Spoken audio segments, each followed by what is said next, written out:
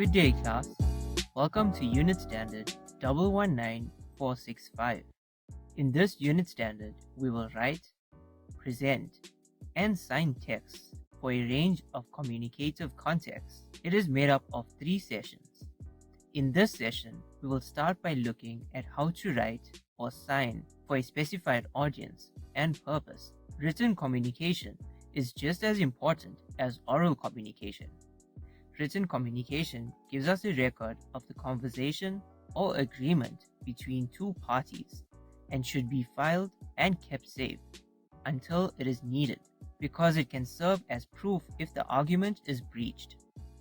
Something that is written down and signed can be considered as proof in the courts of law. There are a number of forms of communication used in business these days. We will briefly look at a few methods of communication and the purpose of each of the forms of communication. The first form of communication we will look at is a report that follows a specific format depending on the instructions of whether the report was used to investigate or report on a certain matter. The purpose of a report could be to inform, record facts, persuade, assisting in decision making, or to give a recommendation. The information on a report needs to be easy to find, and the message should be well communicated, which is why it follows a specific structure in which it is divided into clearly labeled sections with headings and subheadings. The core components of a report include the title page, report title, your name, the submission date, an executive summary, the table of contents, the introduction, body, conclusion, and your reference list. The executive summary gives the reader an overview of what the report is about. It is for people who do not have time to read the whole report. Therefore, it should contain all of the important information. The second form of communication is a letter. Letters are the most common form of communication. Letters are written for a number of reasons, which could be to give information, make inquiries, to lodge a complaint, make an adjustment, send an invitation, submit an application, to give a reminder, or for resignation.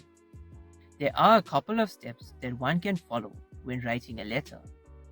One should start off by planning. After planning, you move on to the execution, where you ask yourself what the purpose of the letter is and who the audience is. Once you have established that, you can move on to writing the letter in draft form. Then you will have to read through the draft edition and evaluate whether it meets the objectives and if it is suitable for the audience. If changes are necessary, then you will need to edit the letter. If there are no changes needed, then one can write the letter in final form, following the correct format. The third form of communication is a fax, which is short for facsimile, which is a method of communication that works through transmitting paper documents over phone lines. It is normally used when information has to reach someone quickly. The fourth form of communication is memos, which is short for memorandum. A memo is a written form of communication, normally used in business environments. A memo could be a short reminder, quick announcement, or concise pieces of information sent through the internal mail to a specific addressee, reminding them of something or of an event. A memo should be used to communicate something that is not confidential or of high importance. The last form of communication we will look at is an email, which is short for electronic mail. Email is a method of communication where messages are passed from one computer user to another using a local network or over the internet. Email is quick, easy, and efficient to use, and is used for sending short messages to others. We have come to an end of our session. Please ensure to go over your learner guide so you get to see the examples of different forms of communication and the format they follow.